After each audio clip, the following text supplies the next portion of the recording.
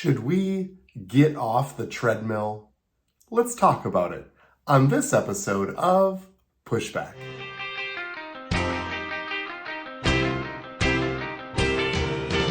Go, go, go, Jonny, go, go. Go, Jonny, go, go. Go, Jonny, go, go. If you're concerned about the direction our culture is heading, then maybe it's time to push back.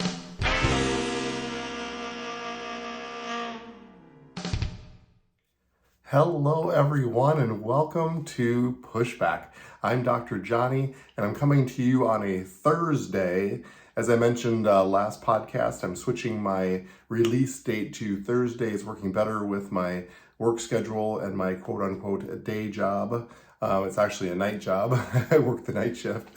And so I appreciate you being flexible. On that note, I would like to just say thank you. My listening numbers have certainly been increasing, and that's so encouraging to me because I do this to make a difference.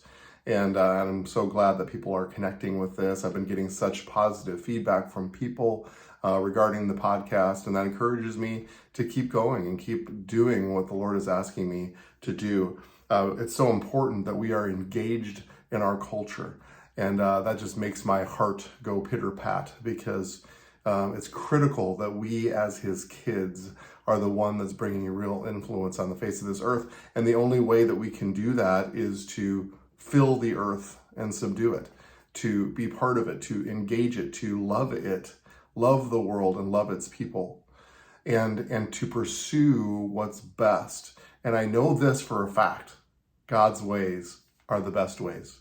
The Bible says it, I believe it, I've tried to live it, and I know that you have too.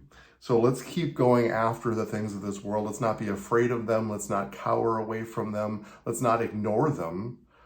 Let's not go into the fetal position or build a bunker. I think it's time that we engage the culture and make a real difference. So that's what this podcast is about, and I certainly thank your support.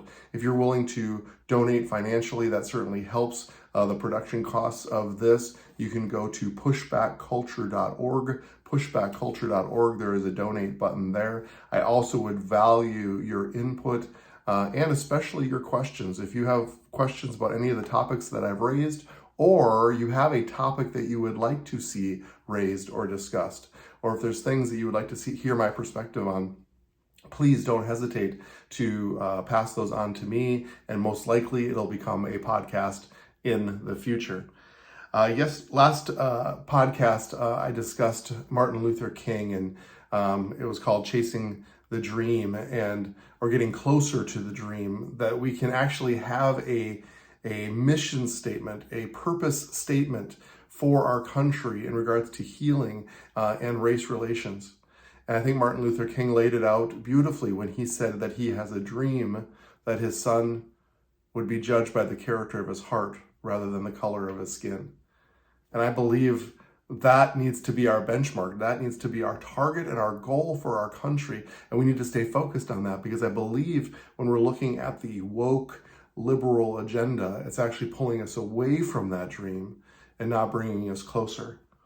I want to go into a deeper dive on this today, and I've been a little bit nervous about this podcast because it has required me to dig deeper into myself and into the understanding of the topic, because I'm not naive sitting here as a lighter brown-skinned man and completely understanding, or realizing, I should say, the truth that I have not had to experience bias and prejudice like so many other of my fellow country people.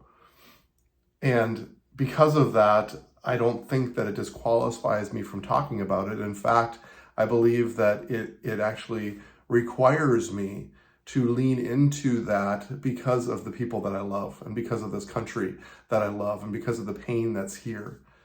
So too much has been given, much is required, and so I understand that I don't have personal perspective, but I do want to have understanding, and I do want to have a clear mind, and I do want to be a voice of reason and of wisdom in these times. And so, Lord, that's my prayer for me and for this podcast as we talk about these things.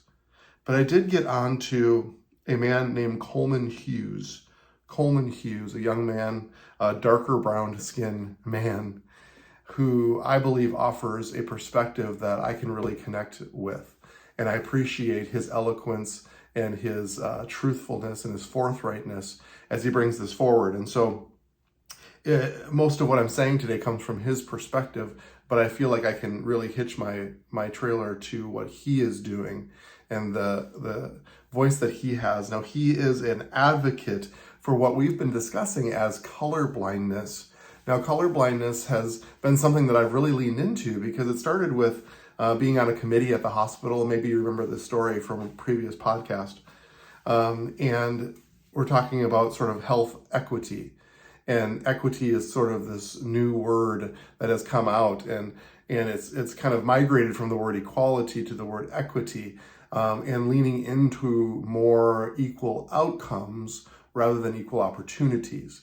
And that certainly has been the agenda of more of the woke liberal agenda, is to pursue equity. And I've been on this sort of equity committee, and there was an article that seemed to be negative towards colorblindness. And it made me scratch my head to a point where I sort of responded and said, since when has colorblindness been the enemy? Why has colorblindness been the problem? And the response by one of my colleagues was very well put.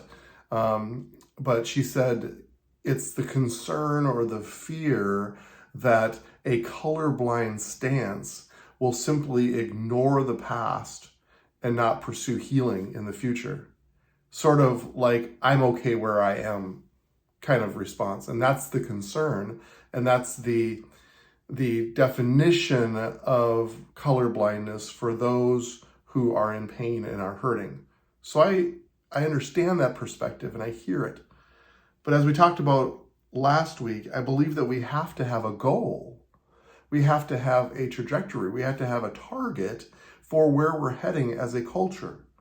And then our actions and our behaviors need to be pushed through that lens, through that filter, and find out if it's bringing us closer to that target or further away. I think that's a healthy way of looking at society. Well, this Coleman Hughes believes that colorblindness is the goal and is the trajectory. So I want to read what he has to say. I'm going to do a few quotes and interject my own points here as well. He says in the 1960s and 70s, the conversation about race was substantially similar to what it is today, in the sense that you had Martin Luther King Jr. and the civil rights movement on the one hand. On the other hand, you had more radical folks like the Black Power movement and the Black Panthers, and you had an ideological conflict between them. But even then, you would see radical anti-racists such as Black Power movement admit that in the long run, our goal as a country should be to move towards a colorblind society. A society in which race matters less and less over time, in which you can go for longer and longer periods of time without thinking about race, whether that's your race or the race of your friends. Now, I want to stop there and be very clear, not to be super redundant, but I think it's important to emphasize points over and over and over again until it becomes part of who we are. Now, we have to understand that my perspective is that there are no races. It's not just my perspective, it's the biblical perspective. We are all descendants of Adam and Eve and ultimately Noah. And it's science's perspective that actually through the Human Genome Project proved that we are all one race, the human race. And there can be two people in Sweden, and one of those people could have more genetically similar to somebody in China than their fellow colleague, their fellow citizen in Sweden.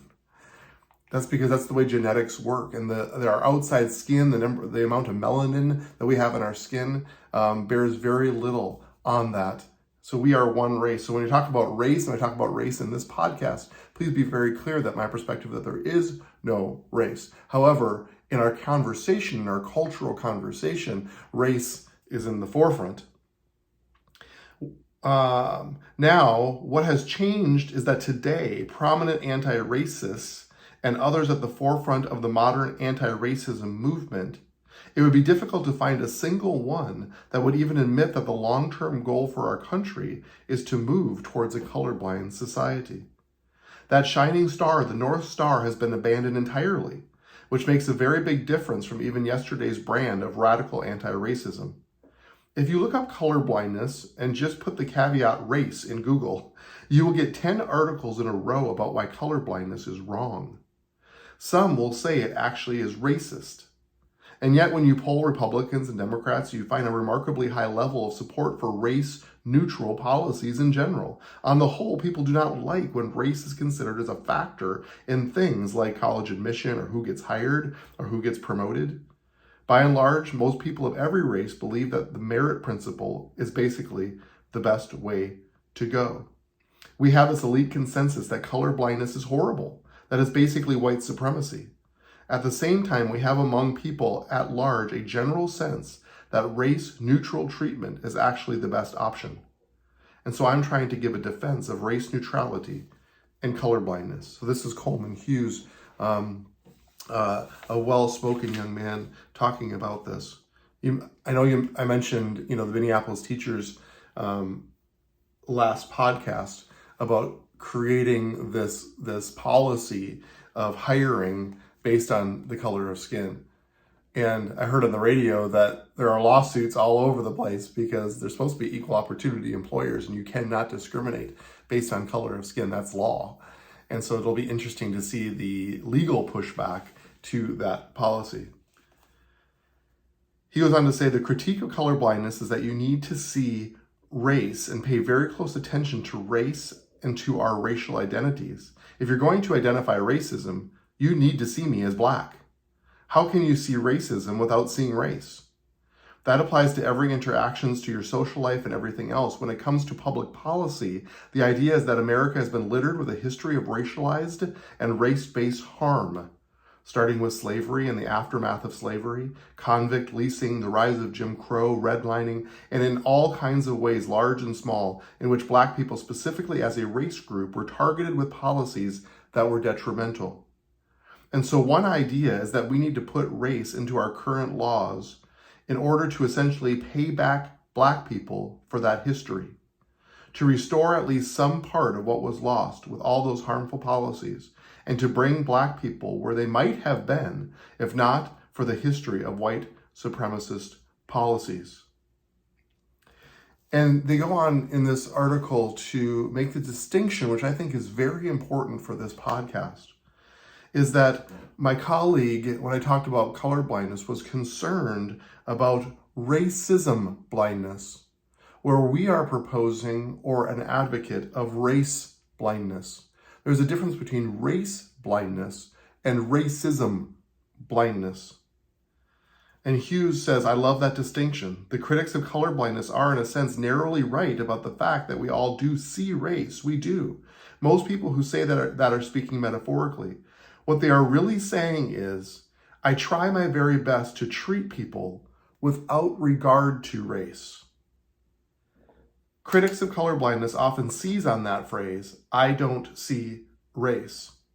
See, part of the portion of this podcast, part of my heart in this podcast, is that we know how to speak about it. I think this is an important distinction. For us to say, I don't see race, actually is a red flag to those who are in pain, because they would sense that we would say, well, we're just going to avoid it or to ignore it. We cannot become racism blind. So when we see discrimination, that we're able to see it, monitor it, change it, help it.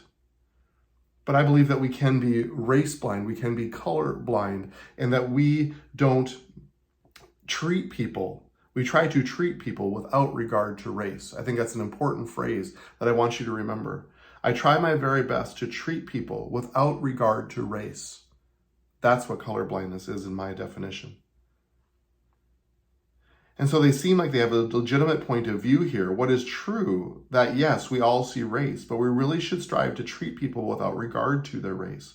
And we should celebrate that virtue.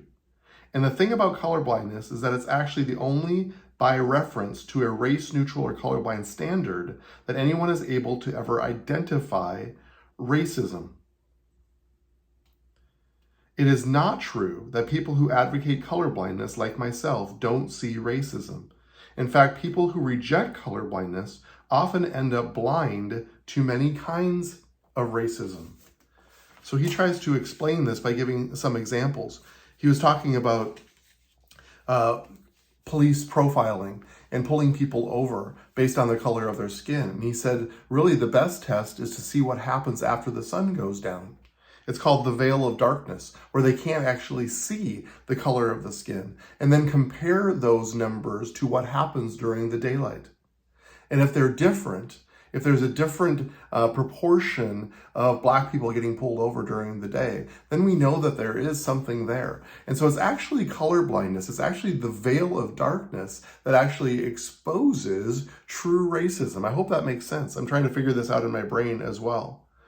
And so he used the example of an automatic machine that detects people running through red lights.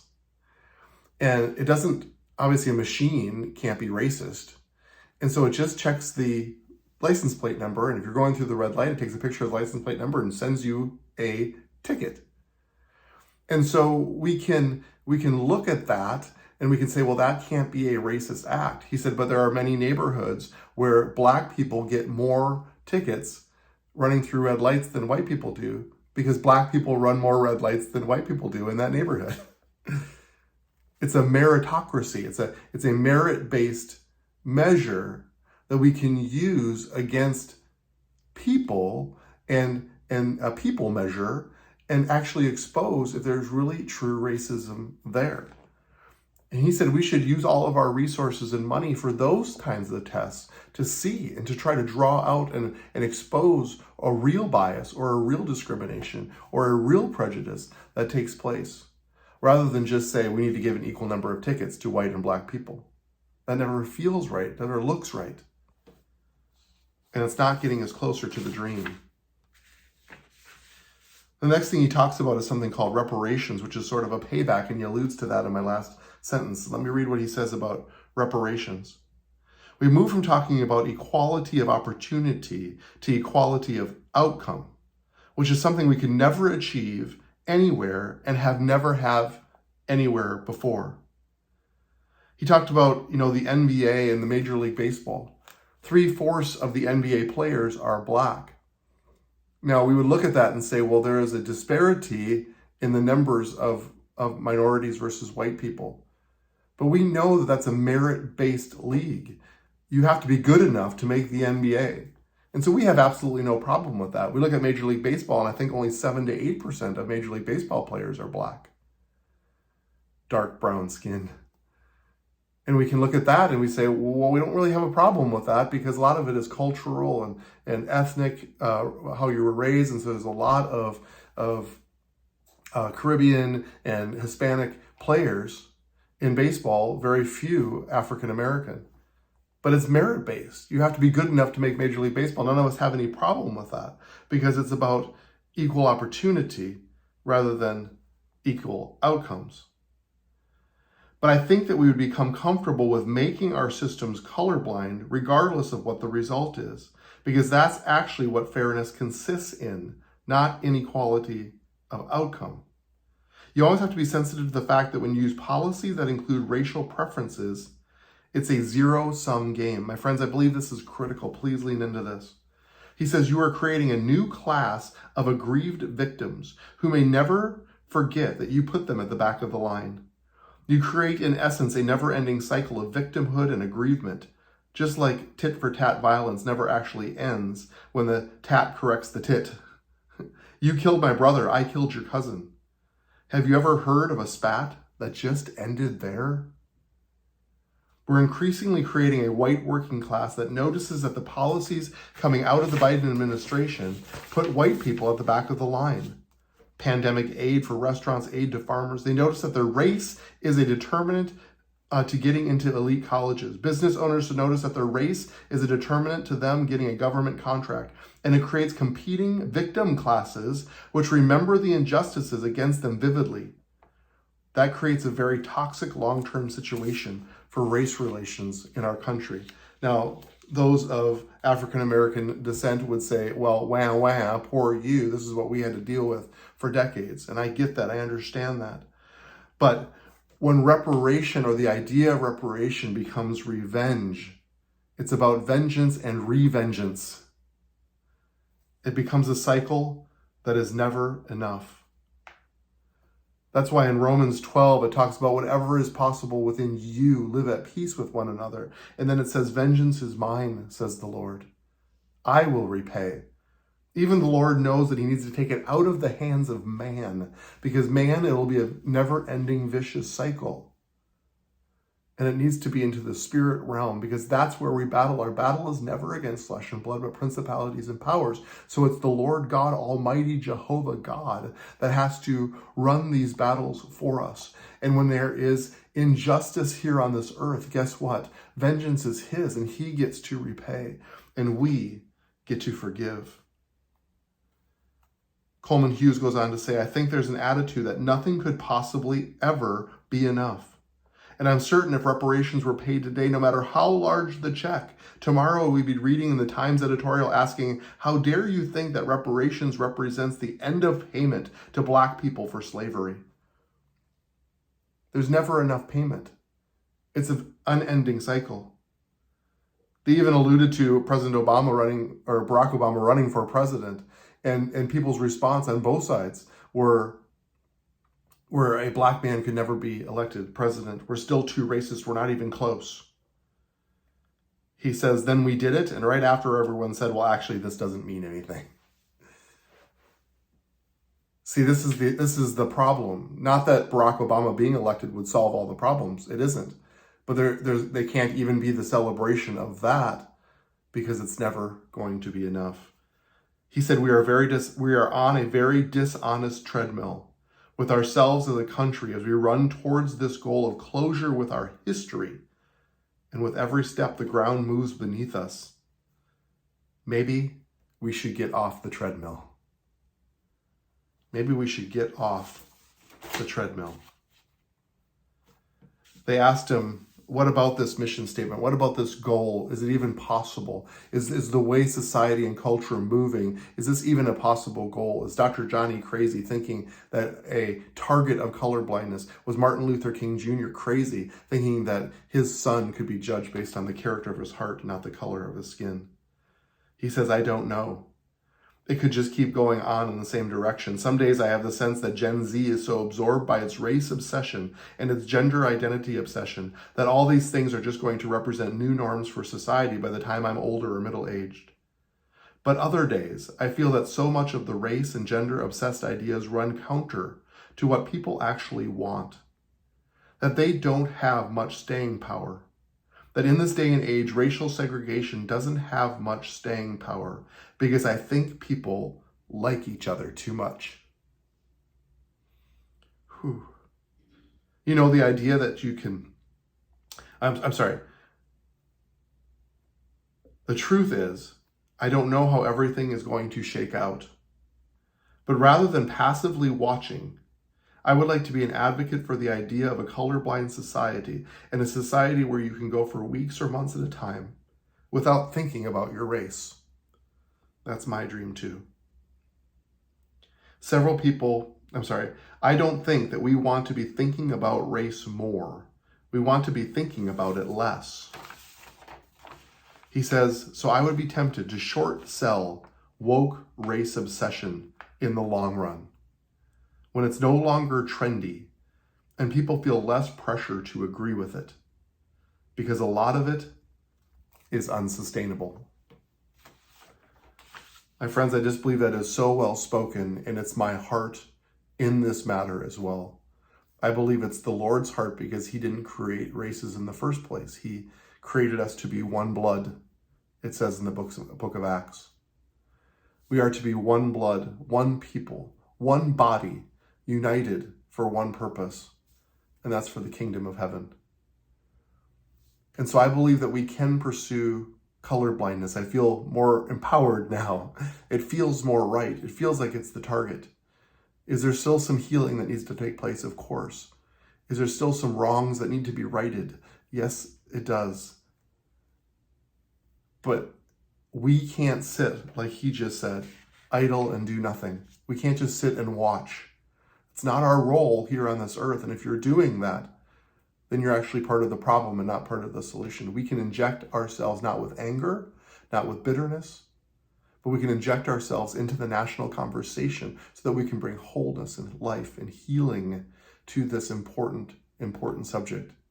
You might be me and live sort of in rural America and we don't have a lot of diversity. I'm just being honest. But that doesn't disqualify us or allow us to sit on the sideline. We have fellow citizens who are hurting and who are in pain and need our attention, need our help, need our solutions. I believe someone like Coleman Hughes, who can speak to this, is so vitally important, and I bless him and thank the Lord for him. And I want to be one of those voices as well, a voice of reason, a voice of healing. And I believe that we can be that together. So let's go together now to set and shape the culture.